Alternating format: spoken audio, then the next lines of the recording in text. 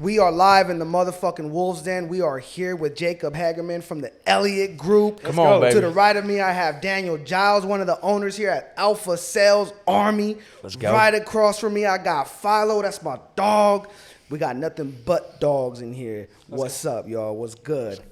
Let's get it. Hey, number one, guys, I just want to say this. Thank you for having me on the podcast, man. It truly means the absolute world that you believe that I got some value to go give to your people, man. And so one thing I do want to say to the cameras and the people that are going to be listening to this, grab a pen, grab a piece of paper, because what is written is retained.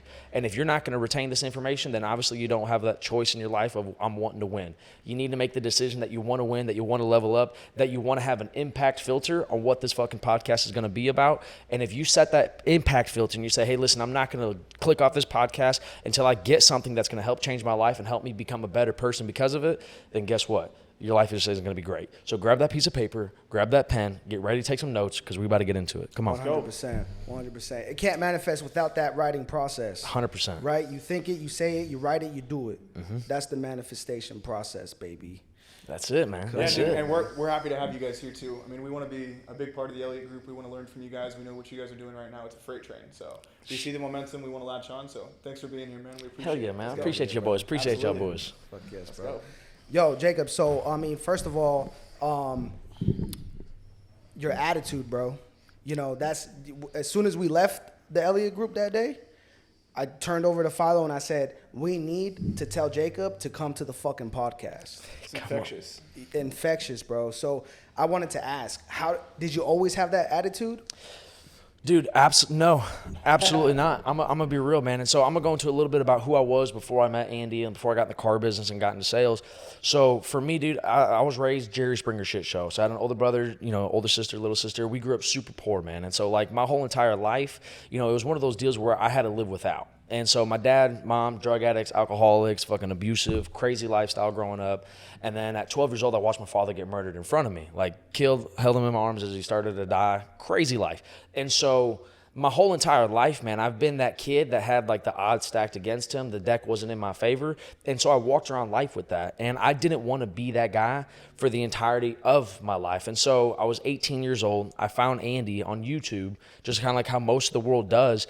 And it was one of those deals where I was like, dude, this guy's fired up on life. He's the first person I've ever seen speak life into other people and actually mean it. Because you can feel his fire, his desire, his passion to really win through the screen, which is hard to just do in person and be genuine and authentic. But if he could do that through a screen, I was like, I want what he has. Right. He has something that's intangible. Like you can't buy that. You've got to truly want that. Right. And so I've surrounded myself with people that were like who I wanted to become. A mentor is somebody who's been where I want to go and can take me there. Sometimes in life we get false mentors. They've been where you want to go, but they don't have the capacity to help you get there. And you said something earlier that kind of related to you in that situation a little bit about what your goal is now and other people and the reflection that you have on them and changing their life. You said something a minute ago. I wanted you to share that again. Ooh, I said a whole lot a minute ago. You got to give me a little cliff note, man. You're saying basically every single day you have an opportunity to wake up. Oh, yeah. To go be the best self, not just because of yourself, but the impact that you have on other people, showing people what's possible, showing people absolutely the attitude that you're having can change other people's lives. Yeah, man. And so, like, one thing that I do when I wake up, dude, is I'm just fired up to win. Like, as I'm putting on my suit this morning, I'm ready to literally fight people. Like, I'm not, like, actually fight people, but I'm in that mindset of, like, dude, it's my world and everybody else is just living in it. I control every aspect of what's going on in my life. And so, the fact that I woke up in the morning is the greatest thing that ever happened to me because I'm 22 years old. I'm as healthy as I can be. I don't have anything like cancer, anything that's stopping me. I don't have any disabilities. I have nothing that actually slows me down of a problem that I can't solve. And so it's my duty and obligation to make sure that my mindset, my attitude, the way I present myself to the world is something that is welcoming and empowers others. Most people will wake up in the morning, they're like, oh, I'm groggy, I'm tired. And then they just dictate their entire day off how they wake up. Like that's just a section of a morning. So a lot of people, they put together habits to create the lifestyle that they want. What's the difference between doing what you're doing right now so that other people are able to latch on, they're able to really build on the momentum? Because I think there's a big difference between doing something for yourself selfishly to become successful, and there's a big difference between being on fire, doing it every single day because it's for the greater good. 100%. And so, like, with what I do, and I know that there's a lot of, you guys do it as well, is that you've got to become your most elite version of yourself, mentally, physically, spiritually, the way that you speak, the way that you present yourself, so then you can give that to the rest of the world, so you can literally, by example, show them, hey, listen, this is what happens when you do this, this, and this right. Most people have habits that actually pull them away from their goals. Right. They've got bad habits. And so you need to do is you need to switch out those habits. It's just a habit swap. Okay, if you got a bad habit of the way that you think, if you have negative thinking, well, it's easy. You swap that for more positive outlook, and then guess what? Your life gets better for it. And so you need to become your greatest version, so then you can give that to the rest of the world, because the world demands great leaders. And right now we're in a shortage. It's the era of the worst leaders and the era of the lack of leaders. Right. And so if we can lead by example for the rest of the world, then guess what? We can then help others. It's like teaching the teacher, okay? Right. The teacher needs to be taught what to teach, and then they can go teach the rest of the world. And so as I've been led by Andy, I'm now taking that advice that helped him become who he is to help me become who I am, so then I can teach other people to go become who they need to, so they can carry it on. You can only change a generation one person at a time. That's pretty impactful, because you were saying basically like the only way that you're able to pour into somebody else is by being poured into in the first place. And the 100%. Only way that you're ever going to have anything to pour into somebody else is by you yourself first going and seeking it. 100%. Life is like an ATM machine, man. Like you can't withdraw until you deposit it. Right. And so as a leader, you can't withdraw. Like as a leader, I think of myself as a greatness extractor, okay? Mm. You have a certain potential, I'm going to rip it out of you, but I first got to deposit that habit, that mindset, that skill set, that drive, that fire, that passion, that willingness to change, that willingness to be coached. I've got to deposit all that into you, because I've been there, done that, before I can withdraw that greatness from you. So you as a leader have to make sacrifice first to ever receive back. I think that was big, because most people, they bring somebody into their business and the first thing that they expect them to do is to bow down, do what I'm saying. 100%. And there's no like reciprocation. No. Is that you need to lead from the front, and you need to show exactly what that person is doing. Because 1000%. When you come into a new opportunity, it's exactly what you were saying. Like, you have the choice to make it great so it can impact other people. And as a business owner, I think when I look around, especially in the sales space, you have a bunch of people that are owning businesses that at the end of the day, like when you look at it, it's like a doctor telling you that you need to go run and you need to clean up to get your life in order when they're fat and out of shape. Yeah, dude. And so I think that was big. And so I say this, the greatest way, or the way for you to live the greatest life possible, is to have an honest critic in your life, which first of all, that person's in the mirror. Yeah. You have to be an honest critic. But I also have this, there's critics with no credentials that'll tell you what to do, who you are, they'll judge you, they'll do all of that, but they've never done anything in their life. Influencers. Yeah, the Instagram influencers, man. All those guys, you look at their driveways, they've got the Ferrari, the Lambo, the Rolls Royce, this, that, and the other. But dude, they've got all the materialistic things of life, but they're empty inside, bro. They're not pouring into anybody. Well, we've got more of them online than we have of the Andys. Yeah, and guess what? That's why Andy's taking over the storm at the rate that it is, man. It's a speeding freight train. Either get on or get off. But once you get off, that train's so many miles ahead of you that what you can't I always get back say, on. bro, is I think that the natural order of things is being established, because I think things have been out of order. So we've had a lot of fake leaders. We've had a lot of fake things going on in our culture, in our nation, in business, and all kinds of fucking spaces in life, right? Right. And you see things like Andy, you see things like what's going on here, and it's like now these are the real alphas. These are the guys that are really going to lead from the front. You know what I'm saying? But I wanted to ask you this, because there was a big gap, right? So you say 13 years old, and your dad passed in your 12 arms. years old, man. 12 Crazy. years old. Okay. And you're saying at 18 you came across Andy. Mm-hmm. What was the time like between that and that? It's 12 to 18. Dude, all I was doing, man, is, so we moved to Arkansas from Indiana. I was starting high school and stuff like that. And, dude, I was just trying to find my own path. Like, we moved to a complete other side of the country, so I had a fresh start. Like, if I'm going to ask you a hypothetical question, at what point does a new day start? There's no wrong answer. This isn't a trick question. No, when does a new day start? Midnight. So the deal is if it's midnight, what is it like outside? Is it light outside or is it dark outside? It's dark outside. It's dark outside. So your new day starts in the dark. It doesn't start in the light. And so I was in a really dark spot in my life. So then at that point, I was like, okay, you know what? New day. That's where I'm building to become who I am. So I'm just going through high school. You understood that at 12 years old? Dude, so at that point, I was searching the world, because the world is your library. If you know what you're looking for, it will find it. Like, you'll find it. Right. Yeah. The teacher doesn't show up until the student is ready. And so I was looking for something out there, because at that point I didn't have a dad. It was my mom, and, you know, it was more like I'm man of the house now. So, like, we don't have like that mother-son relationship. It's like we're equal at that point. Right. So I'm going through high school. I'm just trying to soak up the world to fill a void that can't be filled at that point in my life, because I wasn't ready. Right. But I'm going through high school. I mean, I'm just trying to do one thing. I'm trying to pass the 4.0 GPA, trying to make sure I can go to college, because I wanted to be practicing corporate litigation. Right. That's what I wanted to do, because I knew that they wore suits and ties, they made good money, and they didn't have to worry about the things in life that I grew up without, which was money, nice clothes, nice house, and security and safety. And so that's what I wanted to become, because I knew I had without. Right. You know, people who grow up middle class, dude, it's like that comfortable middle, and that's the scariest place to be. Rich people know what they want because they've already had it. Now they got to figure out how to keep it. Poor people know exactly what they don't want. Now they just do everything opposite of what their parents did, so they don't have that. People in the middle, dude, it's just like being rocked to sleep, and, you know, that sleep, dude, is just that area of death, dude. It's just the killer. And so at that point, man, I was playing high school ball, was working 2 jobs, you know, trying to just stack up some money and just, you know, figure life out.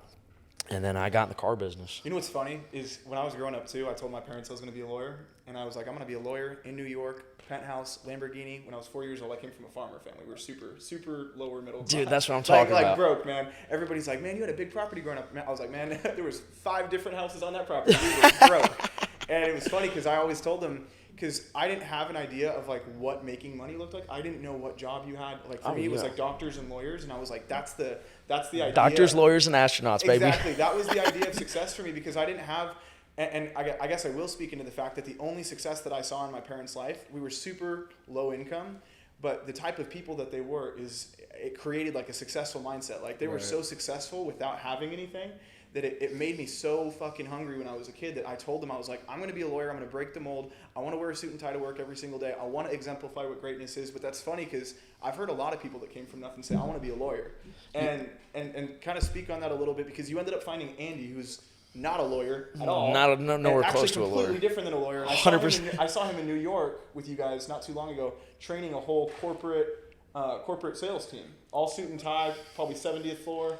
That was pretty crazy. You know what's crazy is that team is a team that sells cars at Paragon Honda Acura. Yeah. And Brian Benstock wanted to break the mold of what an average salesperson looked like, because nowadays you see them in polos and shorts. He was like, everybody on my team has to wear a suit and tie because we represent what winning looks like. And so that's been his mantra for the past 16, 17 years, is that if we're going to be fighting for the top spot, we're going to look like it, we're going to act like it, talk like it, and have the mindset of it. Because if you do all that right, one day you will be that. Right. And so he was planning for future expectations. Yeah. And so there's an automotive team. And yeah, dude, it's crazy. You know, we all think of, like, as kids, we're like, hey, you know what, I'm going to be a lawyer, I'm going to be a doctor. Because, I mean, what else? You don't really know as a young kid about entrepreneurship. You know, you don't really know about, you know, creating your own business or going into sales. Because if I go up to anybody at Starbucks and I go, hey, what do you think of salespeople? They're going to be like, oh, dude, they're grimy, they're slimy, they're this, they're that, and the other. And I'm like, what do you think about after you meet me? They're like, oh, well, you're nice. And I'm like, that's funny. I'm a salesperson. Yeah. At heart, I'm a salesperson. That's what I do with Andy. Right. And so, like, for me, 18 years old, my mom was still super poor. Like, I'm just trying to figure out life. And I knew I needed to make some money. So I had a full ride to the University of Arkansas, was supposed to go. My mom needed money. And so I was like, you know what? I'm going to forego my path to take care of my family. Because if I took care of my path and I forgot that my mom was there struggling and she's been my rock since I was a kid, yeah, I'm out. Right. Like, I can't do that. So I said, you know what? I'm going to make a sacrifice on my time and my dreams on where I wanted to go, which I'm so thankful that I did, because I wouldn't be sitting here right now. Like, everybody says, man, I'm so sorry that you lost your dad. I'm like, dude, listen, it's the best, worst thing to ever happen to me, because it was the worst moment, shifted my life into the direction it needed to go, because I've been through some shit. Now I can go impact other people who've been through some shit. Right. And so it's easier for me to understand people's pain because I've been there, bro. Right. You said something just now that only 1% of people really have. And that's like real pain. And I feel like yours, I mean, obviously there's a spectrum to it. I would never wish what happened to you, to, you know, my worst enemy.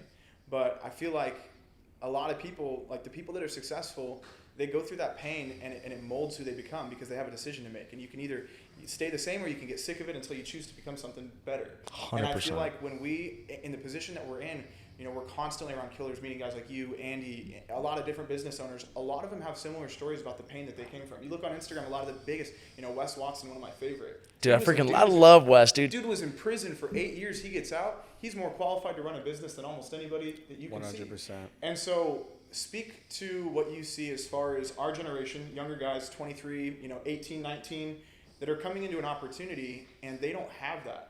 How are they going to be successful when their back's not against the wall, when they don't have that hunger? Here's what I'm gonna say, man, is, you know, yeah, the people who've had that pain, they know that, like, it sucks. Like, that's like the grueling part of life. Like, that's like, but you can't let it stick to you. Right. Like, you can't let that pain hold you where you're at, because there's a lot of people in this world that have had that same pain and it destroys them. And that's the worst thing that I could see. I wouldn't wish that on an enemy if I knew that it would destroy them. It almost destroyed me. Can you tell your story? Yeah, dude, tell your story, man. Let's go, baby. No, well, you know, watched my best friend die in front of me, and I was responsible.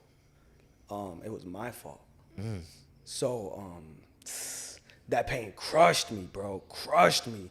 But I went to prison for 8 years. Holy shit. And in there, it flipped a switch where it's like, dude, we're gonna fucking die, bro.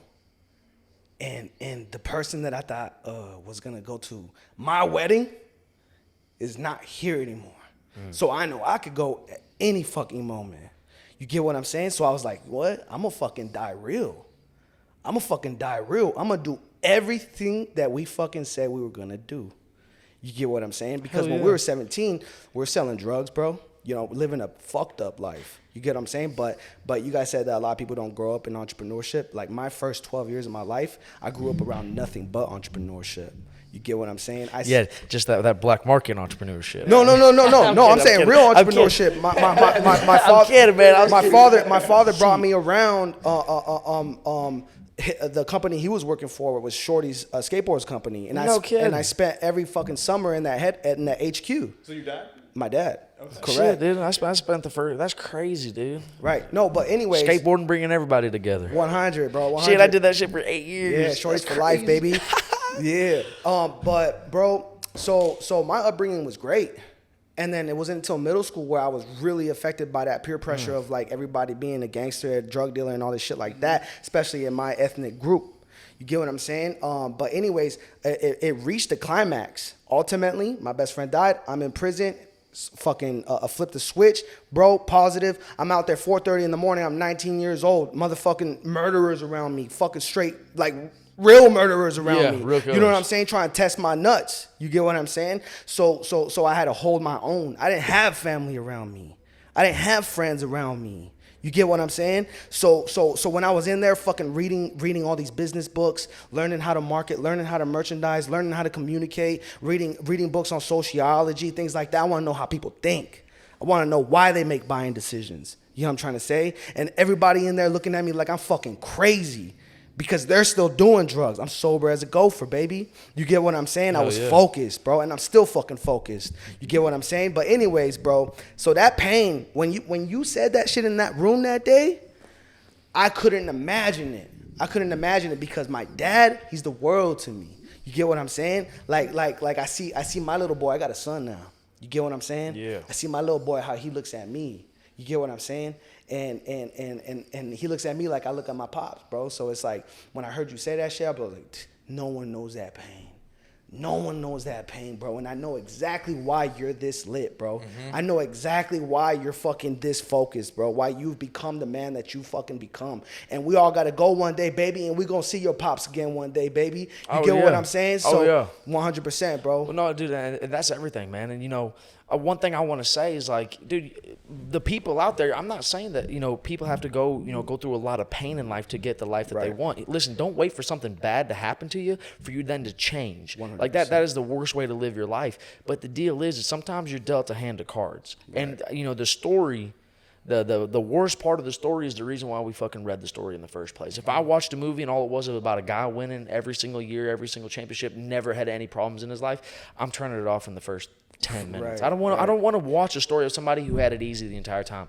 I want to watch a story about somebody's grit, their grind, like what actual level did they want to be there? Because you know that if somebody right now, like I can go through some really fucked up shit, it doesn't matter. I can go broke, I can lose everything in my life, I can lose my mom, my family, and I know one thing guaranteed, that I've been there, I've done that.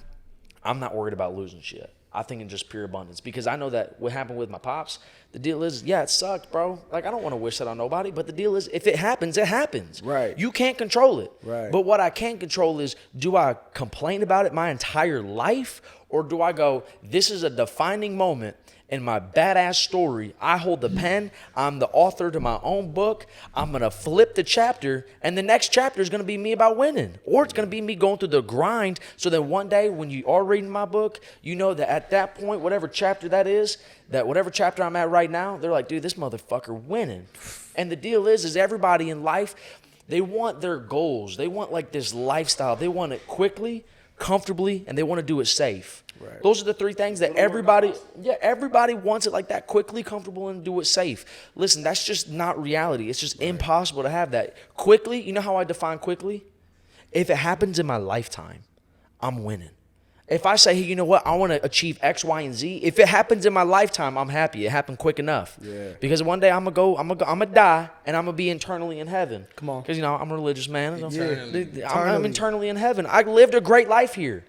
I've got so many spins around the sun before one day it's gonna stop. Listen, they're gonna forget about me. You're not gonna be like, I'm just gonna be real. I'm not gonna be somebody that for 90 generations they're gonna talk about. I don't care. I'm doing it for the people that are on earth right now, that are living their lives right now. Right. Now, if I can impact people later in life and after I'm gone, dude, I'm happy. But look at this. The Queen of England, when was the last time you thought about the fact that she died? Right. It was just a couple of months ago. Right. Everybody's already moved on.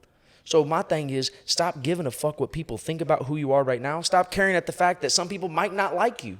Stop caring about the fact that you're sitting in a room where you're not the one that everybody likes. That, people got things to say about you, that life's a little bit hard. And because at the end of the day, dude, you're going to die. You're living your life for you and the people you can affect. Right. That's it. And so I chose, father died, life sucked. Next thing you know, I'm in high school, life still sucked. I'm selling cars, making good money. And now I've got an opportunity to affect the world at 22 years old. Shit. Dude, I'm as happy as can be. Take everything from me. I know I can get it back. Yeah. Take everything from me. Yeah. I can get it back. And I don't play with scarcity. I don't play like, oh, dude, I got that new truck. I got this in the bank. I got this. I got a nice house. I got this, that, and the other. I don't care.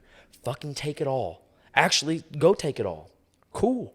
Because I'm just going to get it back, bro. You'd have to actually kill me to stop this mission that I'm on. Right. Because this fucking train doesn't have any other destination than where I want it to go. Yeah. And that's the way that I live my life. There's an undeniable fact of the ownership I have in my life, because I've proved it to myself, and I've stacked the undeniable truths time and time and time again, that there's nothing in this fucking world that can stop me, pull me off my path, derail me, slow me down. It doesn't matter.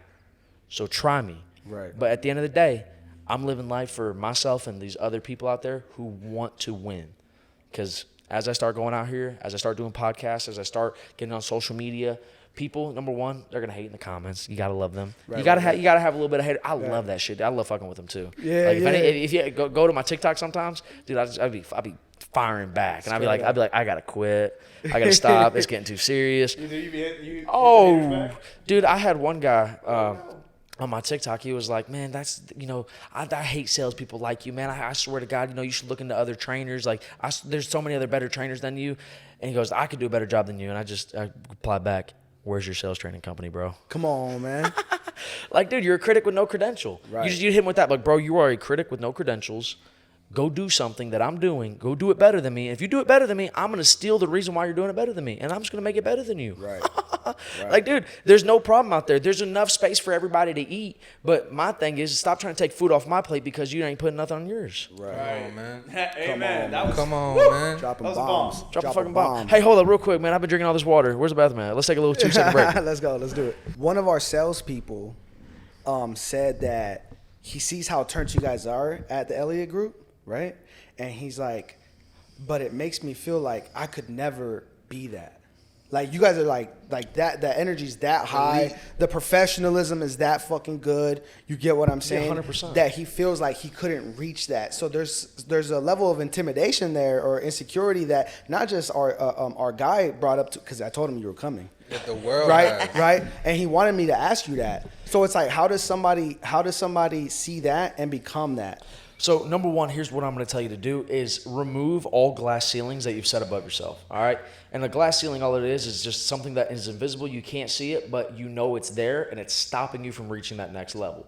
So remove that glass ceiling that you have above yourself. All right. Cut the leash. Okay. You can't become, like, as we say with like Bradley and all of that when it comes to money, you can't out earn your own self-worth. Right. And so you can't become who you don't believe you can. All right. Like, you have to inspect what you expect. If you expect yourself to grow, if you expect yourself to have that energy, to have that professionalism, to have that way of communication in the way that you operate on a daily basis, you have to inspect, what are you doing? Are you giving yourself the self-talk where you're like, oh man, I can't do that? Or you're like, hey, listen, it's not like it's never going to happen. Or like, hey, one day that'd be nice. It's, listen, bro, this is day one. And then from every other day on to when the day it happens.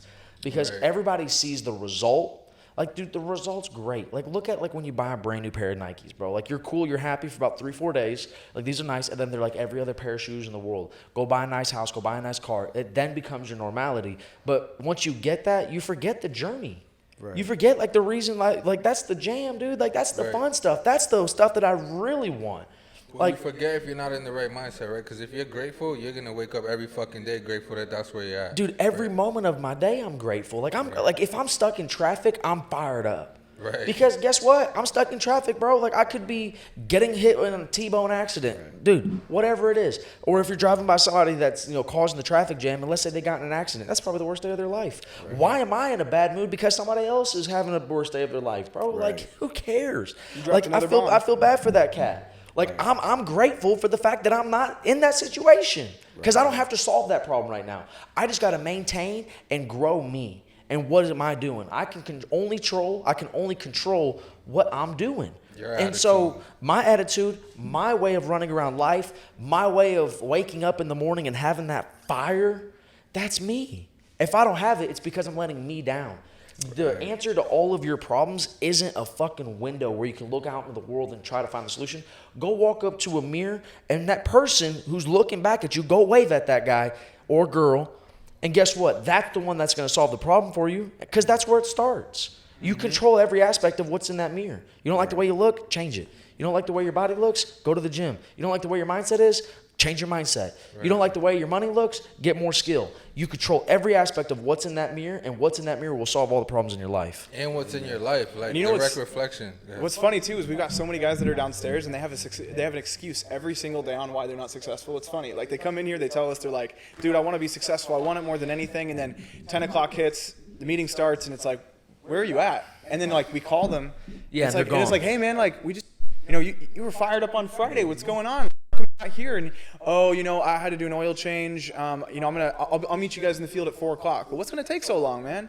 And I feel like that's the biggest thing, is people just, like, they say it, but they don't actually understand it. And that kind of goes back to what you were saying earlier, as far as, like, having leaders out there, because so many people, they think that they know what success looks like, but they don't even know where they're looking. And so they end up putting themselves in this, they end up putting themselves in this position for an opportunity, but they have, like, this imposter syndrome where they're like, I don't know where to start. I don't know what to do. This looks too big. And what ends up happening is, honestly, to answer and piggyback off what you were saying, to answer your question, like, if you're someone that doesn't know how to get to the next step, like, the answer is exactly what he was saying earlier and what Dan was saying downstairs. Right. Then go find someone that's doing what you're doing, and every single fucking day, like, emulate them. Like, I remember after I started my first sales job, made $180,000 my first year. I bounced, became a broker, and literally they cut my contracts. All of my felonies hit. And I literally, like, 2.5 months went by, and my pride was just like, I'm not going back to that first company. I cut them off. I'm not going back. I'm not going to go back and make less. I'm not going to go back and make less.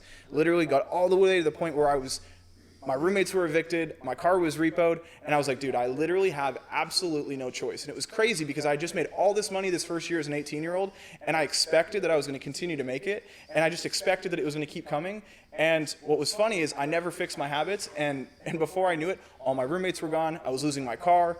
all because I was just expecting it and I wasn't going out and putting in the work again. Right. And what's funny is someone told me, they're like, dude, you need to slow down. You're going to lose everything you have. And I said, well, I'm working hard. I'm skilled.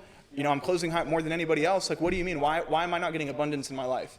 And he was like, well, number one, you're around the wrong types of people. Number two, you're going to lose everything you have because you're not grateful for shit.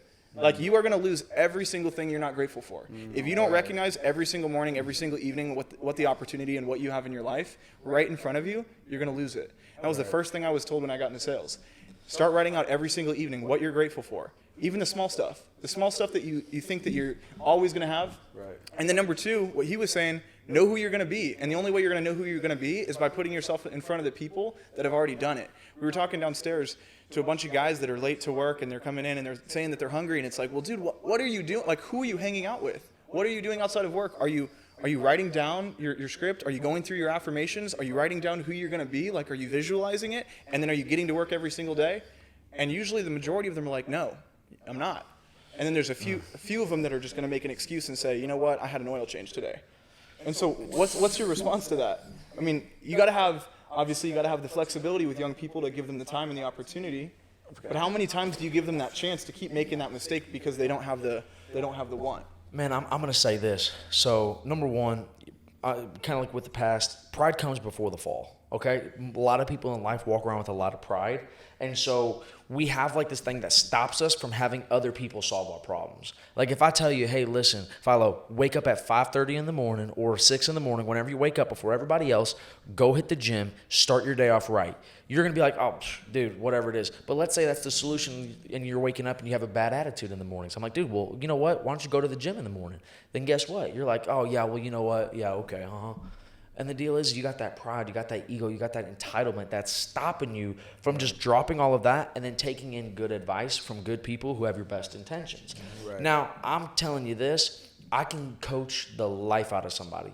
But if you're not open to getting coached, it doesn't matter.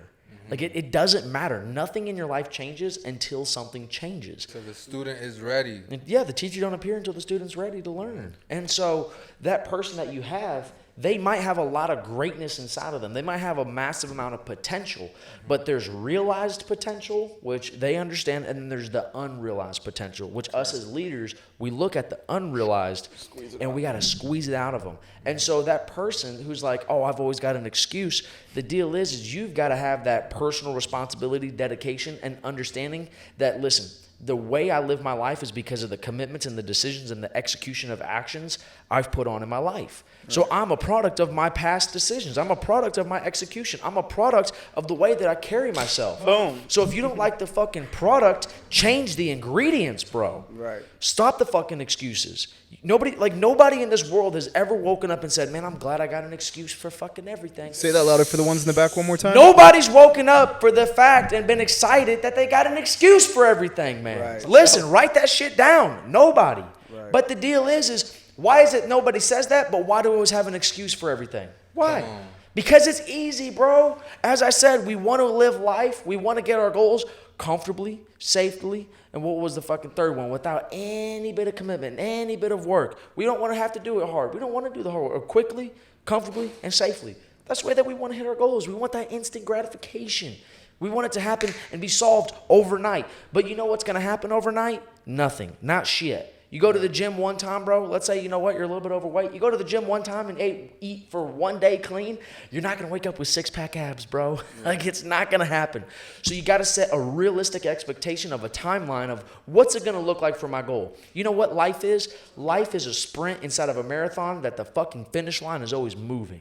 You'll never hit the finish line. It's a sprint within a marathon, and the finish line moves. So you've got to be sprinting and moving as fast as humanly possible every second of every minute, every hour of every day. And you know what? You got to be able to have the endurance to keep going. Because you can sprint for a week, but the guy who can sprint for a lifetime, he's winning. The guy who can then run that marathon is cool. The guy who doesn't reach the destination, he's going to win forever.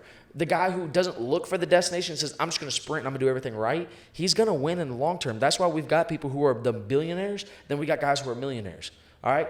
And what's funny is you missed one too. There's the guys that are going to sprint as fast as they can, no matter what, no matter how many mistakes, no matter what happens, and they're just going to keep going.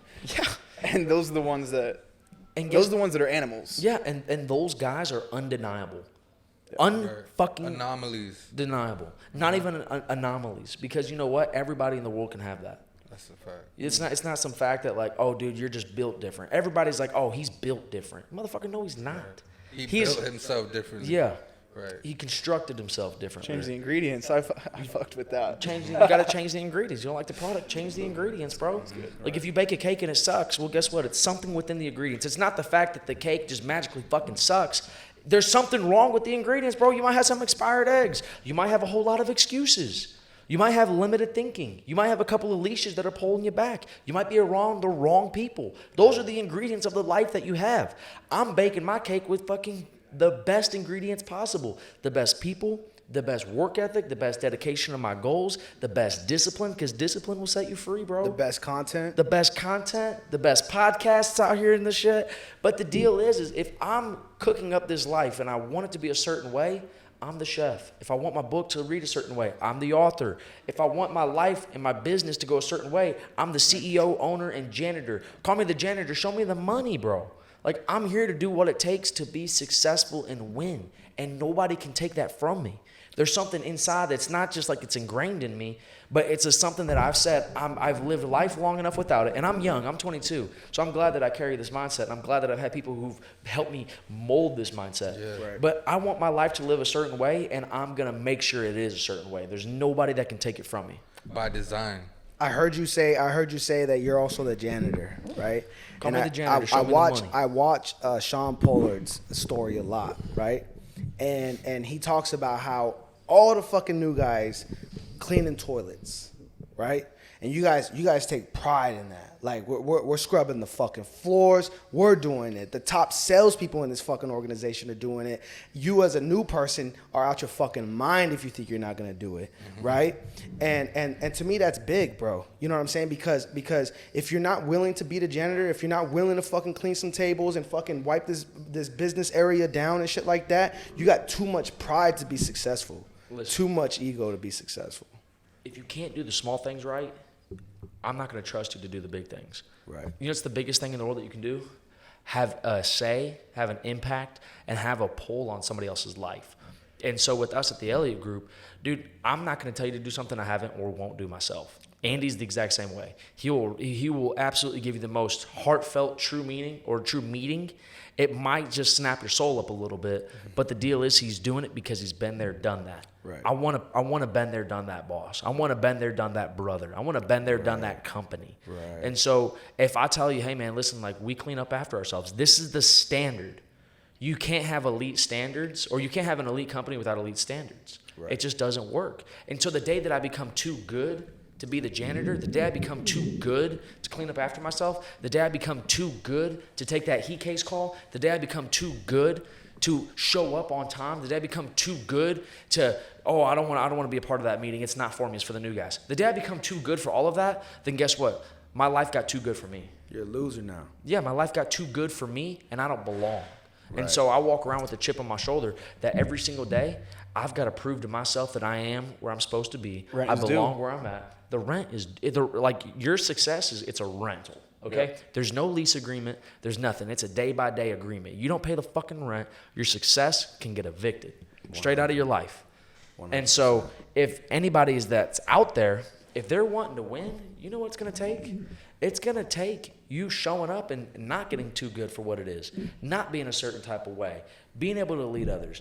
And that's going to give you the life that you want in the first place. And so for us, we just want to lead by example. Like if anybody comes to our office, they're like, oh, dude, these guys are always fired up. They're always this, they're always that. That's just for the cameras. Dude, Fucking right. Yeah, how about you sneak into my office and you go hear what my sales floor sounds like? Right. Right before I left, dude, the whole entire sales floor is screaming, ringing cowbells, getting fired up because a person decided to change their life and take action on something that's going to change their life. Because the training, if you do it, your life gets changed. You solve somebody's money problems, you solve that skill, that confidence, that lifestyle problem, guess what? You solved 99% of their problems. And then the other 1%, they got to solve themselves. But the fact that they're in the momentum of solving problems, that last 1% is easy. And it's funny when you look at it like that, your income is untapped. The more people and the more lives that you change, your income is unlimited. Dude, it's whatever you destine it to be. And I think right now the mindset of a lot of people, especially in our generation, is they are so selfish because of the image of what's been portrayed of what success truly looks like. Entitlement. Exactly, the entitlement, the excuses, all these different things that at the end of the day, like when you look at who they're doing it for, they don't have a why. Yeah, they don't have a why. There's no conviction in what they're doing. So it's just loosey-goosey blowing in the wind. And the thing is, it's not just going to impact their life, but it's going to negatively impact every single person's life around them. And I think the special thing about the opportunity that we have, not just in sales, but as communicators, as leaders, is that we have the opportunity to go and make that change just by flipping a switch on what we're doing in our life. And it's literally that we can change the entire world by choosing exactly what we're doing on a day-by-day basis. And I think that's one of the biggest impactful things that you've had to say today. Man, I appreciate that. And for sure. The thing is the reason why you do anything is that's your foundation to life. If you build a house on sand and the sand is the foundation, then the second sign of adversity, the house will blow over. Right. But you build a solid foundation, the house can withstand adversity. And so we forget about what our foundation is. Like, why? Why are we doing this? And then my other foundation is, am I becoming better every single day? Am I always growing my mindset? Am I growing other people? Am I actually saying what I'm doing? Am I keeping my word to myself? The foundation of what we build is how big we can build it. If I build a shitty foundation, it's not going to be that big of an empire. But if I build a foundation that is undeniable, that is the best out there, and is always getting better, then I can grow it bigger and bigger and bigger and bigger. And the bigger I can grow it, the more people get impacted. So I'm doing the world a disservice if I can't get better. Right. Because I'm trying to show up for more people. I'm trying to show up for the ones out there who might need this message. I'm showing up for the guy who's on his last little limb of life, about to just give up on everything, his goals and dreams, and go do something else that he doesn't want to do. I want to be that last little silver lining of hope that somebody out there can be like, you know what? Dude, this guy's been through the ringer and he's still going. He's still positive. He's still fired up. Man, why can't I just have that? Why do you care so much, bro? Like, bro, because I've been through the pain. It sucks. I've been through the loneliness. I've been through the nights of sleeping like hungry for days on end. I've been through the nights of not having heat in the winter. I've been through the times where I had to shower when it rained because we didn't have running water. I've watched my dad go in and out of jail. I've watched them, get addicted to drugs, smoking crack and shit like that, getting abuses. I've had my ass kicked by my dad. Shit, he's the one who split my skull open when I was like 6, 7 years old. Had to get staples. I've been there where most people have been, and it fucking sucks. And so if I've been through the pain and I know what it's like, if there's anybody out there who's dealing with that, or let's say even worse, I don't want that for them, bro. Right. If you want to get out of that, bro, I'll give you the ladder. It's a lift as I climb world, all right? Yes, as I climb, I'm lifting the person behind me, and I'm also getting lifted up by the person in front of me. Right. Yeah. And so if we want to change everything that we've got going on in this world right now, dude, this world's in fucking shambles. Everybody's selfish. Everybody wants instant gratification. Nobody wants to look out for their fellow brother, sister. And link guess arms what? With the dude next to you. Yeah, bro, let's link some fucking arms up, and let's go win. Right. Like, it doesn't have to be all about the money. Bro, if somebody's making 50 G's a year, 30 grand a year, and they're having the greatest life ever, their family is blooming, they have a great life at home, they have a great life at work, and they're spiritually freaking fulfilled, that word right there, write down the word fulfilled. If you're fulfilled, don't let that money take that away from you, bro. But if you want more, let's go get more. But if you're like, dude, I'm fulfilled, my family's doing amazing, there's nothing in this world that I could want. And I'm living a great life. I want that person to get that, bro.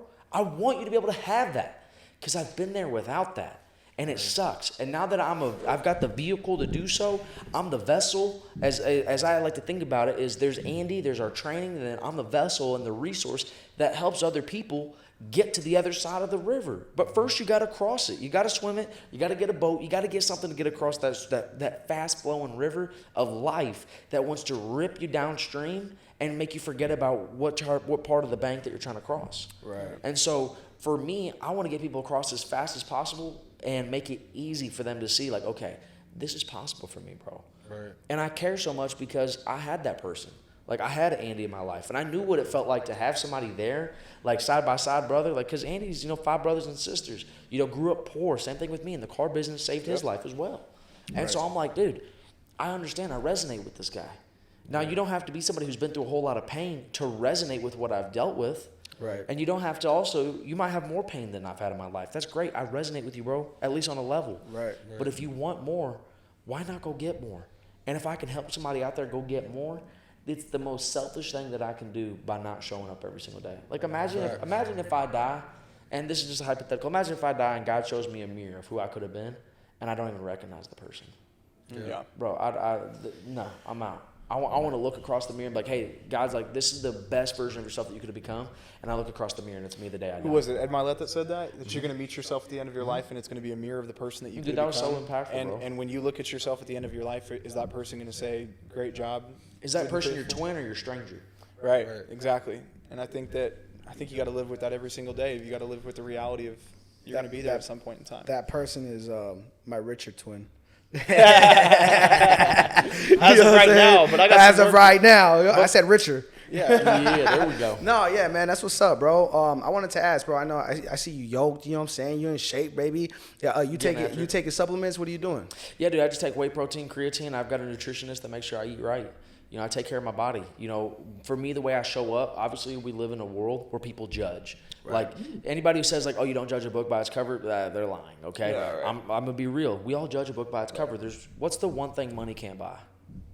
Health, happiness. Your body, bro. Well, health, right. yeah. Like, your health, your body. Everything that, like, the way that I put that's like the first handshake before I give you the handshake. Right. Is, okay, how does this person look? Like, are they overindulging in life? Do they have the discipline to not overindulge? Right. Do they have the discipline to show up when they don't really want to? And so for me, it's like, okay, I want to become the most healthiest I can because I want to live a really long life. Because if I'm going to do all this impacting in the world, I want to do it for a really long time. Like, I want to make sure that I can be around to see a lot of the fruits of the labor blooming. Also, I want to be able to show that people like when I joined Andy, I was 117 pounds. Like, I was really skinny, bro. Like, it was bad. But now I'm like 173 pounds. I put on a lot of muscle because I've taken care of myself right. So I eat right. I make sure that I put my body with the right things. I'm drinking a whole bunch of water, making sure that, you know, I have the right everything, the right ingredients, so that the product is what I want. Making me thirsty. Yeah, there we go. Yeah, he's like, man, I gotta take a sip of this water, man. But yeah, so I hit the gym, lift heavy, you know, because I'm trying to gain a whole lot of weight, you know, just make sure that I can hit some goals. What's your fitness goal? I want to hit 200 pounds by July 10th. That's my 23rd birthday. Let's go. And I'm 173 right now, so about 25 pounds, couple of months, I 100% can do it. But it's one of those deals where back, you know, two and a half years ago when I was, you know, 117, 115 pounds, you know, walk around life like a grown man. At 18, you're a grown man. Yeah. Walking around like that where a stiff breeze could blow me over. Well, guess what, man? Like, that sucks. And so for me to think like, okay, I'm going to be 200 pounds, at that time it was unobtainable for me. I couldn't even imagine it. Right. And now I'm in the journey. I love it so much. But I want to be able to go prove to my past self that what I thought was impossible was possible. Right. So then in that moment when I hit that goal, I can look at it and go, okay, I'm going to go set a goal that I think is almost going to be impossible. And I'm just going to go make it happen anyways. Do it again. To go do it again. As I just talk about stacking undeniable truth with who I want to become. And then anything that I tell myself, I know it's possible because I've been there and I've done that. And that's just the life I want to live. Like, I'm trying to build up my life resume. That's something that nobody can take from me, your life resume. Right. And I want to build it up to be where I'm like, okay, I can become whoever I want to become. And I know that I'm going to do it because if I say it, I'm going to do it. And if I do it, well, guess what? Add it to the resume. You're fucking savage, Add it to the resume.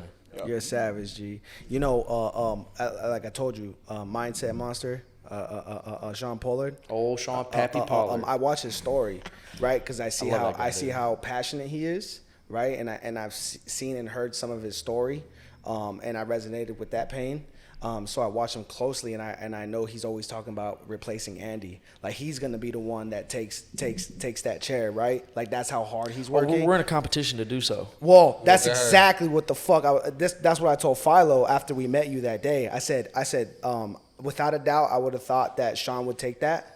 But I think Sean's got a little competition. He's got competition with you, bro.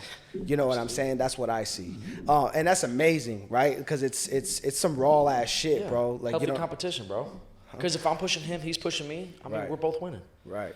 And so, I mean, we gotta find healthy competition in life. Life is competitive. Right. Like, life, you know, just like business, just like sports, dude, it's competitive. There's people out there who don't want to see you win. Just like a person on the other team of a football game. They don't want to see you win. They want to win. But the deal is, let the best man win. Yeah. And so as I lift, I climb, but also there's gonna be that competition that wants to knock me off the ladder. Now Sean is a great guy. I love that guy to death, dude. That's my Right. brother. Fuck I'd die for him. Right. But the deal is as he pushes me, I push him, Yeah. and if we both push each other within the same company, the company grows. Iron sharpens And so iron. yeah, iron sharpens iron. That's it. Yeah. And so my goal is to replace Andy, not in the fact of like literally get him out of the company, but be able to be that guy in the space where they're like, hey, listen, like this guy's the truth. This is Andy's guy. Like this is the vice president of the Elliott Group. I don't care. Don't give me a title. I don't give a shit. Just be like, this is Andy Elliott 2.0. Right. But Right. I'm gonna be the best version of myself, and I'm gonna lead by example, and I'm on the path of doing it every single day, man. Every I day. study Andy, and I just reverse engineer everything that he's done to build this amazing company, and I just put it into my business plan every single day. That's it. What is so you joined the Elliott Group, like what is the fucking like the get down, like you're in there and they're pushing you to do what, like it's like push-ups as soon as you walk in, or what the fuck, like? So I walked in, I remember it was February 15th. It was a day after my sister's birthday. I walk into the Lions Den. Oh, dude, that's what's up, man. Yeah. Congrats, dog. Thanks, 2 man. years ago on your anniversary, I was changing. I was on the starting line of changing my life. But I walk in, dude. I'm 116, 117 pounds, pale, like not a specimen to look at. You know what I mean? Like where it's like, dude, this guy's doing something. I was just a normal dude. We're gonna have to get the side by side, the before and after. Oh, dude, I've got the side by side. It's crazy to look at. But Andy looks at me and he goes, Jacob, let me ask you a question. I'm like, what's up? He goes, when you get on the phone with other people, do you expect them to make a decision to change their life? And I'm like, yeah. And he goes, do you want them to become great? And I'm like, yeah. And he goes, all right, well, are you a fraud? I'm like, no, I'm not a fraud. I mean, I really want that. And he goes, you can't expect other people to change if you stay the same. You got to start chasing your best right now. Get in the gym. Mm-hmm. And from that day forward, I was like, okay, you know what? I'm not going to tell anybody to do something that I can't do myself, because then I'm a fraud, and then I'm a liar, and I will die before I become that. And so, my body, my mindset, all of that, it's just my way of putting in the work myself. Going through that discipline, going through that little bit of like that grind, that grit, those days that I don't want to do it. So then when the guy calls me and he's on his last leg, he's like, dude, I just don't want to do this anymore. I could say, keep fucking going. Yeah. I had that moment this morning. I had a bitch voice this morning, man, to be honest. Man. I was like, dude, I don't want to get up, man. I got Rio calling me at 6:30. Little bitch, you go to the gym today? No, I didn't, dude. Big Like, shout out. fuck. And so now I'm Big like, shout out to him, so now I'm like, gotta get one tonight. Can't skip.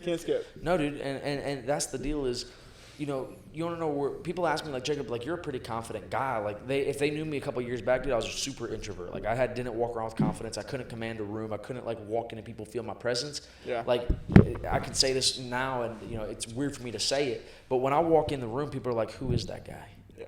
They want to know. They're like, Do you remember the first time you took over a room? I do, actually. So I was at Worldwide RV. I was doing an in-store little sales meeting, and I walk in and everybody goes, who the fuck is this guy? And then this kid. Exactly. And dude, everybody in that room was older than me. And then I'm giving this meeting, and some guy pipes up and he tests me. He goes, "Oh, you know what? You know how to overcome that objection? Hit me with it." And he was like, "How about you overcome it?" And I slaughter it right then and there. And I go, "Listen, bro, don't test me on what I'm about to preach, because I've been there, done that. All right, listen, I'm here to help you become better. And if you don't want that, you can leave. I don't care. Come on. But if you want to win, bro, let's run side by side, because I'm a resource for you to get better. I'm not here to take your fucking job. I'm here to enhance it. Let's go." Yeah. And that was the first time that I was really able to kind of command that room. It wasn't a massive room. Dude, that's what's different. That's what's different about us, though, because when you enter a room and you're younger than everybody else, and everyone looks at you like, Right. who the fuck is this kid, Yeah, man? who's this guy? And then you fucking hit it, everybody's like, okay. Yeah, like all right, look back when you guys center, back when you guys came to the Lions Den. I was just hanging out in the back, leaning against the wall, just kind of watching Danny start to have that meeting with y'all. And then he brought me into the room, he brought me into the meeting, and I'm like, all right, let's go. Everybody in this room is gonna know who I am. They're never gonna forget me, because that's my goal every single time I speak to somebody. I don't care if it's one person, 1 to a 10,000 to 100,000. It doesn't matter. You're not gonna forget me once we get done meeting. Fuck yes. And bro. so That's my impact is Undeniable. yeah. Well, I'm doing. I'm a 1. I'm a 0.5 out of my 10, and I know that because I've got so much more to grow. Sheesh. But I walk in with the intentionality of if I speak to you and I speak to the room, like you're gonna walk away and you're gonna remember that conversation. Right. And if I don't have that, I did something wrong. Right. And if I did something wrong, I can change it and I can just get better. Fuck and yes. so that's it, man. Hell yeah. Yeah, man. Imagine that. So imagine me. You guys feel like that young stigma, like people judging you for the young Mexican, full of tattoos, walking into fucking Hulu, telling them what to do. You get what I'm saying? No, 100%. And it gets crazy, but this is where it becomes undeniable. Is if what you're saying and doing is true. If you actually have that experience. If you're not a fraud.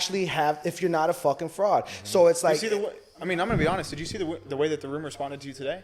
I did. Come on, man. Today was the first day that he got to get in front of the room, in front of our company. We just brought them in as recruiters to be able to start making a difference for us.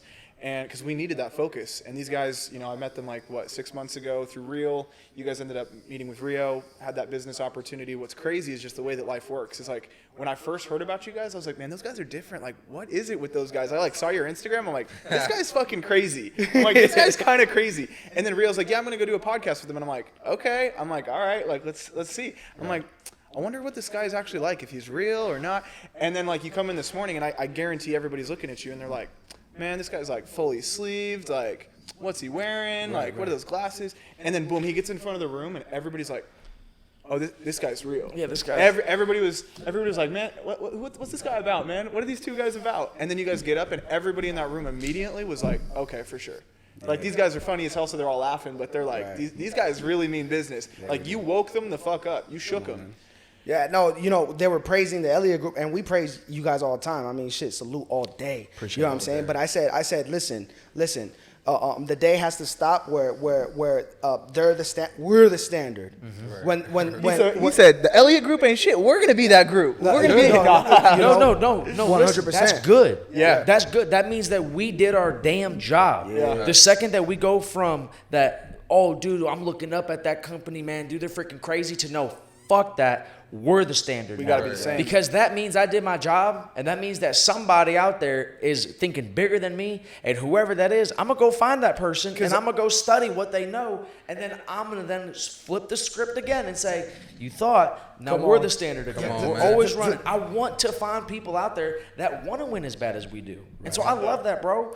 Make us, you become the standard. I can't, please. Yeah, I don't want to have a kid come in for an interview and they're like, man, I was looking into the Andy Elliott Group and they just have better training than y'all. I'm like, dude, that's never gonna happen. I'm like, I cannot let that happen. That's got to be You better get to work, big dog. Yeah, no, we on it, but we also believe in collaboration, right? 100%. So we want to invite you guys more and more. You know what I'm saying? Wolves Den, Lions Den, like this. We brothers, 100%. We the standard in the entire industries. Right.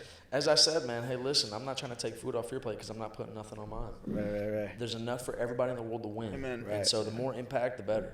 That's all I care about, bro. Fuck it. I can give a rat's dick about the money. I don't care, bro. I really don't.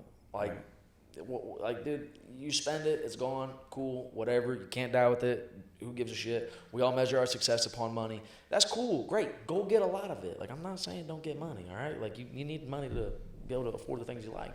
Right. But dude, focus on the person. Dude, I just want to, when I wake up in the morning, I just want to feel like I'm doing something. The texts that I get, are crazy. I'll show you a text. This is from my guy. I'm sure that he won't mind. But you want to think about the impact? Watch this. This is the stuff that I live for right here. Let's go. All right.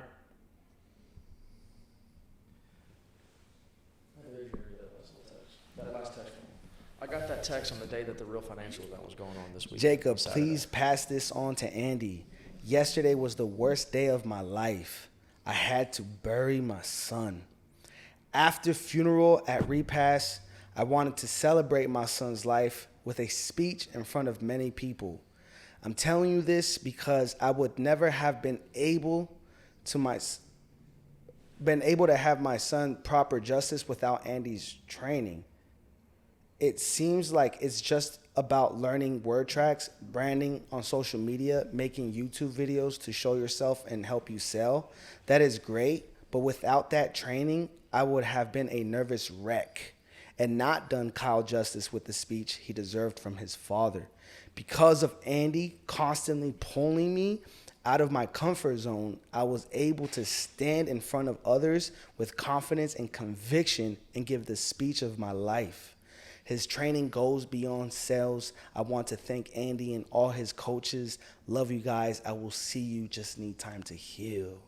That's crazy, dog. I got that text, and I've been working. I like your case. I appreciate that. I appreciate that. But I've been working with him for the last 2 years. Okay. Yeah. And the deal is everybody's like, oh, dude, you know, you guys are in it for this. You guys are just hype show.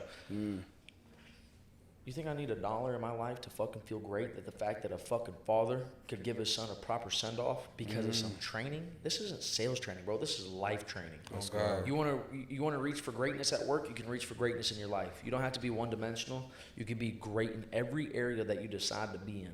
So guess what? That guy right there, when I get that fucking text, you think I need $1? I don't give a fuck. That right there, that's my spiritual bank account. And it's full. It's full, baby. And so that's the reason why I'm fired up. We can get out of here now. No. Yeah. This whole thing's over. Wrap But this shit up. that's the reason why I wake up fired up. That's the reason why I play with so much passion. That's the reason why you can't beat me, because I'm like water on a rock. I'm constant. Right. Because I'm always trying to get better. I'm always trying to grind down the rock. I'm always trying to figure out new ways to get better. I'm trying to get ways to get faster with my words, more clear, more concise. Yeah. And so guess what?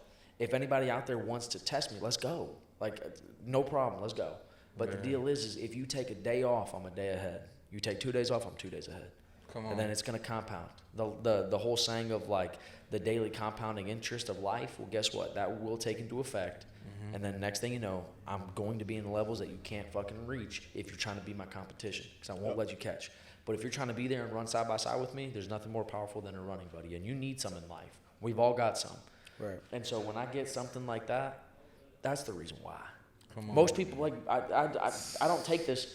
I don't take that text that I get and then I go share it to a group text, or I go post it on Instagram and Facebook for a testimonial. I don't do this. Listen, I know that we're on a podcast, but I want to be able to show the world that I had you read it, so you know that that's just what it is. Yeah, man. But the deal is that's what it looks like. That's the reason why we do what we do. And so it might be training, it might be sales, it might be whatever it is, but at the end of the day, us as all leaders, we've all got something that we can do to impact other people, so that it might not be at their job, but it might be somewhere in their life where it means something. Because you know what the regret that somebody like that would have if they couldn't do something proper for their son that just passed away? The type of regret that you'd have if you knew that you could have been more? Yeah. Imagine living with that. Right. Yeah. So I'm not going to allow anybody that I come across to ever feel like that. And so, you know, that's just the level that we all play at. And so I just, you know, just push them, baby. Because the day I stop, and there's somebody out there counting on me that day, and if I let them down, dude, I don't want to get that text. Like, hey, listen, I gave up because you didn't show up. Right. Fuck that. That'll never happen. Yeah, man. So that's it, baby. Hey, man, blessed to have you in the game, G. You know what I mean? I appreciate that, man. I appreciate that. The people game, right? Like, it's not sales training, it's life training. And that's huge, bro, because that's true. It's everything, man. And so, I mean, we can sit there and be like, oh, listen, like, Jacob's living a great life because he works in sales or he works in coaching. Dude, you can sell mattresses. You could be a cashier. You could be an oil lube tech. I said oil, like I'm back in Arkansas. Like, I got to break myself out of that. You could be like an oil lube tech. It doesn't matter. All right. You can get impacted and you can impact everywhere you are. Right. Doesn't matter. You just have to be open to it. And so that's it, man. I'm just a resource and a vessel for it to happen, make it a little bit easier. I'm going to be serious. Andy says this all the time. We hide the life-changing aspects inside sales training. Sales training pulls you into our company, and then once you get pulled into our company, into our resources, into our group, into our movement, into our community, your life then changes. Because we just hide all that subliminal messages right up in the sales training, bro. Right. Like, it's great. And you know what? People don't see it until they see it, and then they felt it. And they're like, oh, y'all are more than sales training. Yeah, well, we told you that, but you didn't catch the message. Right, no problem. Right. Glad you stayed on. Right. And so that's it, dude. And so, I mean, everybody out there, that's just what we do, and that's just my why. Not being one dimensional, right? I hear Andy say that shit a lot, bro, and I believe in that. You get what I'm saying? Because, you know, you could be a killer salesperson, and be lacking in these other areas in your life, and the day comes where you lose it all. So what did that training help you with if it couldn't help you with your own life? You know what I'm saying? So that not being one-dimensional shit, I believe in that shit, bro. 100%.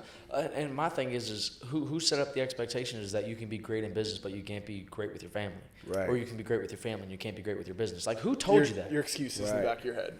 or somebody might have just actually told you that. It doesn't matter. Right. But whoever's telling you that, cut that off. Right. Because that's not reality.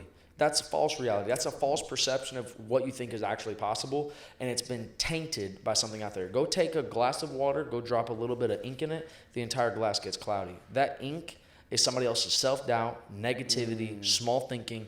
You have a glass of water, the more time somebody pours into you with that ink, guess what? The more cloudy your glass of water gets. Fuck that. Pour it out. Guess what? At the start of this podcast, that was time for you to pour everything out, start a new cup, new page.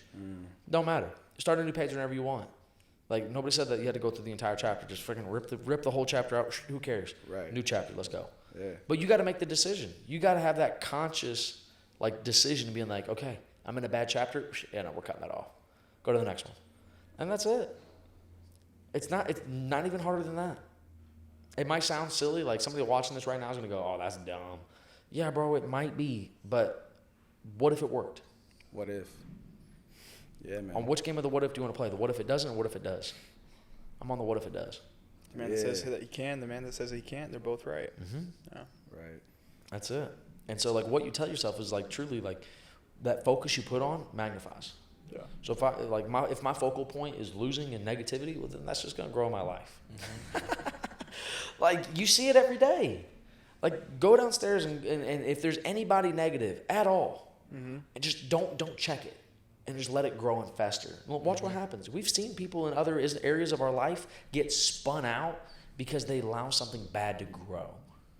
And that's why, you guys, like, I see it. You guys check your people immediately. You speak on to sales organizations about that? All the time. About the cancer and the infectiousness of... I've literally been on... Pessimism? Yeah, I've been on sales meetings on Zoom doing a sales training. And then I had somebody in the background, like, just be negative. Like, you see them rolling their eyes. I'm like, hey, you know what? Stand up. They're like, I'm not doing that. You talked about scarcity earlier, and I think the same thing kind of goes into your sales teams. Is you think that you need to have your sales team, but I think at the end of the day, if you kind of switch it around and you realize that you're the one that started that sales team. Listen, I'm going to tell you this. Go ahead. There's the thing called the golden handcuff syndrome. Okay. There's a golden handcuff. Let's say you're a salesperson in a bad organization, but you're making a certain amount of money and you don't want to leave. You've got the golden handcuffs because they're giving you a paycheck for you not to leave that industry, even though you hate that. But there's also the adverse where you're the owner of a business and there's a killer salesperson, but he's cancer for the company. You've got the golden handcuffs because you don't want to forego that money that he's putting up. And that right there is the way that you imprison yourself in a life of fucking negativity and just a terrible lifestyle. Yeah. You're building your own self from the inside out. And so don't lock yourself up. So the deal is if you've got that cancer in your company, like I was telling you on that Zoom call, that guy's rolling his eyes, doesn't want to participate, doesn't really care. I looked at the general manager who's in the room. I'm like, hey, listen, what's his name? He's like, oh, it's Steve. And I'm like, okay, Steve, you got to get fired, bro, like right now. And the general manager's like, really? And I'm like, yeah, this guy's a cancer to your culture and your company. Yeah. You allow that person to stay in this room, that's the standard. Your standard is the lowest level that you'll tolerate on a daily basis. And if that's the level, bro, that's what your company truly is. Wow. Get him out. He goes, Steve, pack your fucking shit and go. And guess what? He's out. And guess what? That company, they're winning. They're making a lot of money. They're thriving. Everybody on their team is pushing each other. But that one person, that super weak link that you just couldn't see, it's a facade. They think that they're the strongest link, but they're the weakest link. You break that, it's easy. You'll see where the chain will snap every time because you put a little bit of pressure on something. Pressure bursts pipes or creates diamonds. Yeah. And so if that person's going to burst like a pipe, guess what? You'll find it. You'll see it. Get them out. The second that they show their true colors, get them out. And so for that, you can have the golden handcuffs for yourself or you can have it for your company. Don't allow either to happen. Don't think in so much scarcity that you can't find something or build something that you really want in your life. Right. And that's being one-dimensional in all of those areas. And so don't allow that. I mean, now that you know, there's a thing called unconscious incompetence, which means you don't know what you don't know. Well, now that you know, at this point, it's just a lack of caring. Right. Because now I told you. Now you know. Now you got to go make a decision with it. And that's it. Right. Yeah. And I feel like that's what's probably preventing most sales organizations from growing is the scarcity part of it, of just not wanting to get rid of people that are making you money. But at the end of the day, if you change the way that you're thinking, like you were talking earlier about being the author of the life and the author of the book that you're writing. Yeah. At the same time, man, like you're burning your own book from the front if you're allowing those people to stay a part of the thing that you built. And I think it's so important that people can like check that at the door and recognize, like, if someone's bringing that into this business, if someone's bringing that into the office, like I have to get rid of it. Otherwise, it could potentially burn everything down. Yeah, dude. And you got to have like a selfish talk with yourself about what you want with your business. And a lot of people don't do it fast enough. Imagine building the best company with an amazing culture, and then you lose it all to somebody else not caring like you do. Exactly. Dude, that's death on a stick. I'm out. And so I won't allow that to happen. I want to breathe positivity and life into people that want it. Mm-hmm. And if they want it, I'm gonna give it as much as they can. And then at that point, hopefully they decide to change their life and they decide to take action on it. Like I pray every day that the message I put out there, people are looking at and going, you know what, that's what Once I need. you've given them that information, what are you're watching them, kind of seeing like if they're actually taking action on it, and then as soon as you feel, or what's that line where you're like, nah, he heard it, he's not taking it, he's not doing it, fuck him. Dude, I'm gonna be honest, as long as you're actually putting in real effort, I'm never gonna cut you off. I've had people that have backslid so many times in their life, and I'll still give them every bit of my heart. But the second that you burn me, I'm out. Like the second that negative, like something where it's just like unforgivable happens, I've never had it happen to this day. I've been cussed out on the phone, like, listen here, motherfucker, don't ever, like all this craziness. And then guess what? They call me 2 weeks later. I'm like, what's up, brother? How you doing, big dog? And then guess what? At the end of the phone call, you'll hear me say it. I'm like, hey, man. All right, bro. Love you, dog. How many times did I say that to you? Every single time we got on the phone. I'm like, all right, bro. Love you, dog. And I hang up the phone. You gotta say I love you to everybody. Because Right. I love people. Hell yeah, man. But the deal is I'm never going to cut somebody off that actually wants it. And you know how I know you want it? You're still putting in some type of effort. Like if you're reaching out to me, you're putting in the effort. If you're taking accountability. But not even that, just the effort. Just give me something. Give me something to work with. All right? Like let me be the artist and you're the clay. Let me try to mold you. Yeah. But even if you leave, whatever it is, you can leave for 5 years, 10 years, then call me out of the blue. I'm still going to talk to you like it's day one and we're best boys. It doesn't matter. Because I don't hold grudges, dude. Grudges are for losers. Grudges is small thinking. Like, oh, this person treated me like this 4 years ago. Dude, who cares, bro? Like, I don't care what you did yesterday. Who are you today? Right, like, if you right. killed somebody in your past, I don't give a fuck. Like, who are you today? Right. No, I'm real. I don't care. Like, you can be the biggest piece of shit in your entire life, and then one day you actually decide to change and actually decide to change. That's the person I know you as, not your past. Right. I'm not gonna have preconceived notions about who you are. I care about like what are you doing now. And if what you're doing now is what I align with, you align with me, I align with you. I believe what you believe what I believe, and we run together. Easiest way to live life. Absolutely. And so like in sales, like we're talking a lot about life and then pain and stuff like this. Dude, this goes back to your sales job. This goes back to your business. This goes back to whatever it is you're doing in your life.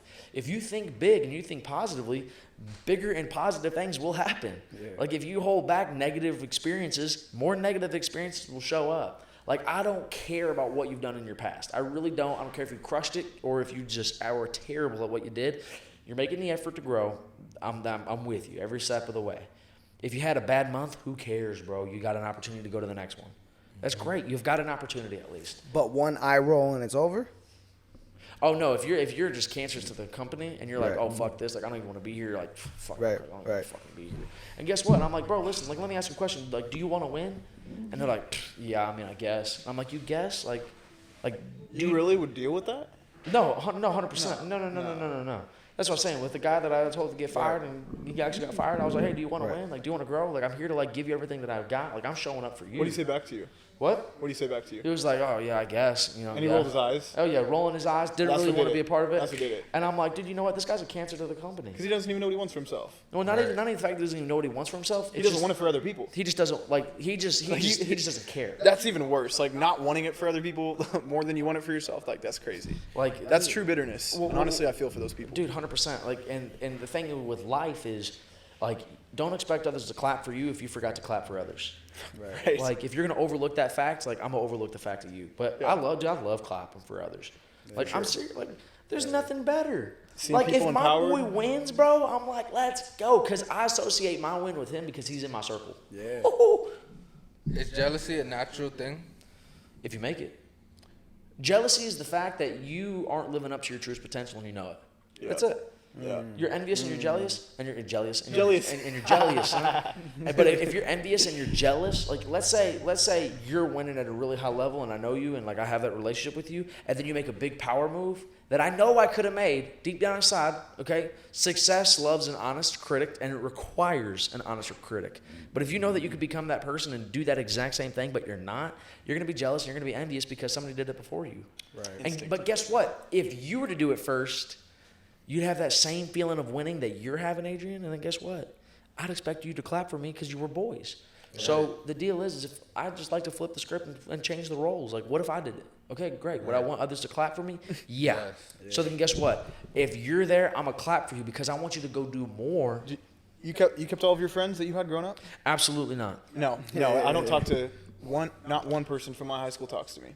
Not one single person, because as soon as I got into sales, dude, I was like, I got a chip on my shoulder. I know what I'm going to do. I know what I'm going to accomplish. And I talked to you about it not too long ago, Steve. Like the whole time I was in high school, I was like, dude, all these people are entitled. They're given everything, and they're wealthy, and they're literally the shittiest people, and they're doing nothing with it. And I like literally at that point in time when I was in high school, I was like, I've got nothing. I've got no proof of concept. My family doesn't even know how to become successful and where to put their money.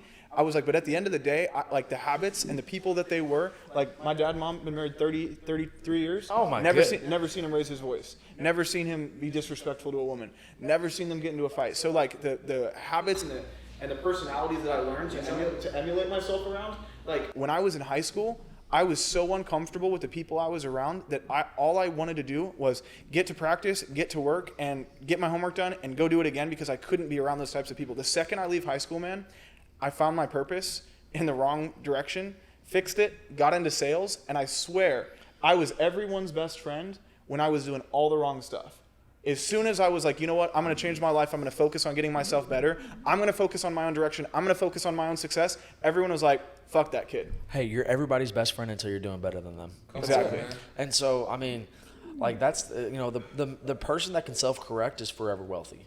Like if you can have that self-correction like you've had, bro, you're forever wealthy. You can go down any wrong path and then get back to the right path. And what happens with young people though, is they don't want to lose their friends. They don't want to lose like the group around them. They're boys, man. Yeah, because you got memories and it's scarcity. But you got to be a real leader and like realize the people that you're around is literally where you're going. And like if you don't grab them by the hand and link arms and go, like, dude, you're the opposite of caring about them. You're literally disservicing them. You're ruining their life. Right. And if you can't wake up and realize, like if you're 18, 19, 20 years old and you keep doing the same stupid shit every single day, like you're ruining not just your life, but everybody's lives around you. Mm-hmm. You're ruining your parents' life. You're ruining your legacy, your children's lives, your future family's life.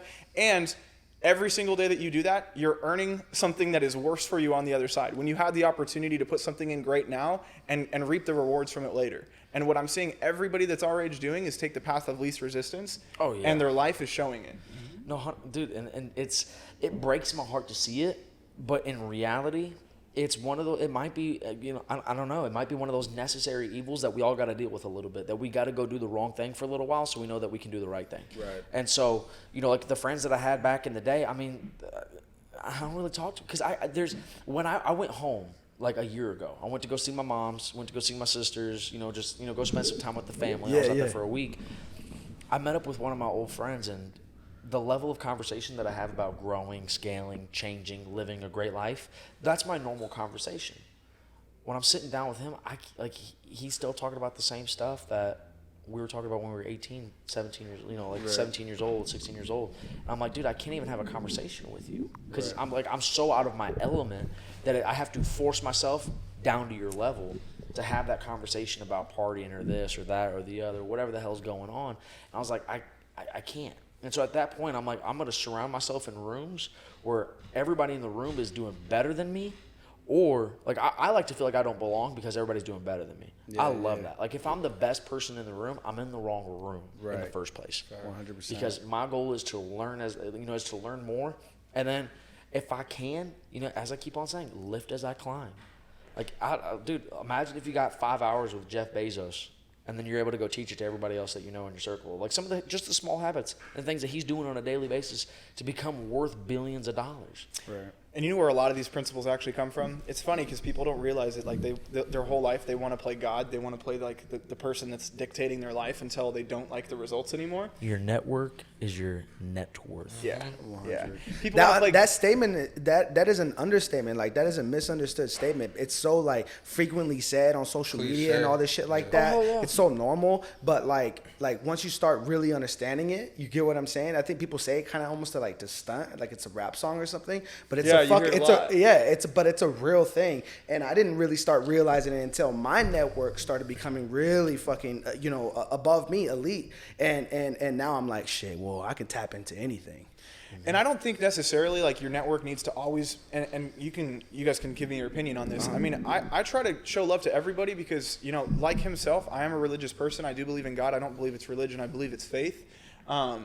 But like my faith, like first and foremost, the primary principle that I was taught growing up, and the primary principle that God asks of us, as a Christian, someone that believes in him, is your primary role in life is to love him and love other people. And what really does loving him look like? And not to make this, spiritual. A lot of people believe a lot of different things. Like whatever you believe in, whether you're Buddhist or, you're a Hindu, it doesn't matter. Like it all is the same thing. And at the end of the day, the core principle of faith and religion is that you have a creator that had a bigger purpose for you, that should you go and identify what that purpose is, when you go and do that, you have the ability to go and love and teach other people, and your limit is boundless. Like there is no limit. And so when you say like your network or your net worth is your net worth, your network is your net worth, it's like it's not just the people that are around you that are doing better than you. Like you can be around a lot of great people that you're not taking anything from. It's about all the people that he keeps saying that he's dragging and bringing with him, because at the end of the day, it's not the people that it was easy to listen to in life. It's the one that you're literally putting on your back and you're saying, I'm not giving you an option. My life and where I'm going and my company, it's dictated around your success, and I'm not letting you go. I'm not letting you fail, because as soon as you do that, that's who I am as well. Right. And at the end of the day, my purpose is to love you and to love myself, and to make sure that we can continue to duplicate that love. 100%. Come on. And that's something that we were called to do biblically. Right. Come on, baby. The old lift as I climb, man. And the deal is, as you're saying, I'd like to change the word that you used. You said drag. I'm not dragging. Pull. No. We're working together. We're leading from the front, okay? Like, if you're going the opposite direction, I'm not going to force you to come with me. Right. You might walk a little slower. You might be fucking running faster than me, no matter what, but we're all going in the same direction. Now, like, when I say, like, your net worth, dude, you got a spiritual net worth. You've got a money net worth. Right. You've got, relationship net worth. The deal is there's people in other areas of your life that are richer than you are, and so I want to be around those people who have more than what I've got, so that I understand that I can have more. Because in all aspects. Yeah, 100%. Like, right. Because if you can't imagine it, you can't obtain it. Right. That's it. And so I'd rather go see somebody else out there going doing something bigger, so I can go figure out a way to obtain what they've got. Right. And if I can do that for myself, I can help others do it as well. And that's it. Hell yes. The real young closer on Instagram, on fucking TikTok, on what else, bro? The real young closer, and dude, we're just getting after it, man, and that's just it. And so, I run a podcast. It's called the Young Closers Podcast. It's for groups exactly like this, either young in age, young in business, or just young in the spirit. All right, you just want to win. You want to continue leveling up. You know that you've got more to grow. Well, that's what our podcast is for. Spotify? It's on every streaming platform, every single one that's out there. I mean, dude, it's not even one of those deals where you got to work hard to find it.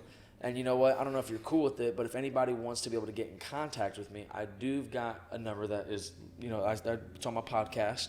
People can text me questions. They want to learn more. They want to get plugged in, with me, with Andy, the training, whatever it is. You cool if I let them know? Plug it, bro. Can you put it right here? Yep, you can put it right here, guys. Right the number is 480-405-3817. All right, 480-405-3817. And so if you want to get plugged in with me, with my other co-host Ryan, who's not here, he's back there holding it down with the team. Big ass Ryan. Yeah, big ass Ryan. Massive as just 6'7", just massive. The mountain, the mountain, bro. He's huge. Right. But the deal is text that number, and man, like we just want to get you guys dialed in. We want to become that person, that relationship that's pushing you, that somebody that you might not have anybody in your circle. Because if you've got the wrong circle, you got a cage, not a circle. And so we want to change that up to somewhere where you can grow, where you can thrive, and you can be enhanced in your business, in your life, in your sales, whatever it is.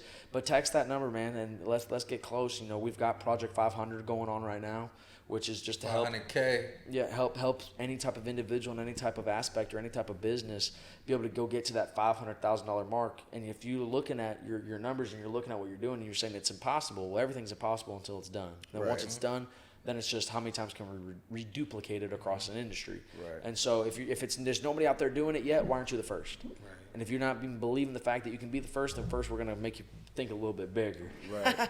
But that's the goal, man, is just to break people out of, that rat race of life for those that want to. And so text that number. Let's get dialed in, and that's just what it looks like. Follow me on the gram at The Real Young Closer. Come on, baby. Always dropping a little bit of content. Yeah. But Follow me as well at Be About People. The Real Daniel Giles. The Daniel Giles. Let's go. Yeah, Angelic Priesthood. I don't even think Jacob follows me, man. Bro, what are you talking Not about? yet. He's about to get on right now. Yeah, let's go. Listen. All right, hold on. And I was your 50th subscriber on YouTube. Just remember listen.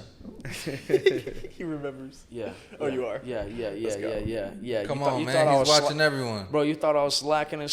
Come on, big dog. I'm tracking these goals. Let's go, man. We getting after it. But hey, I appreciate y'all boys for having me on the podcast. Hey. Sure. It means the absolute world. Thanks for coming I out. appreciate Andy you Elliott coming, Group, homie. shout out to you You already guys. know what's Appreciate up. everything you guys do. My man.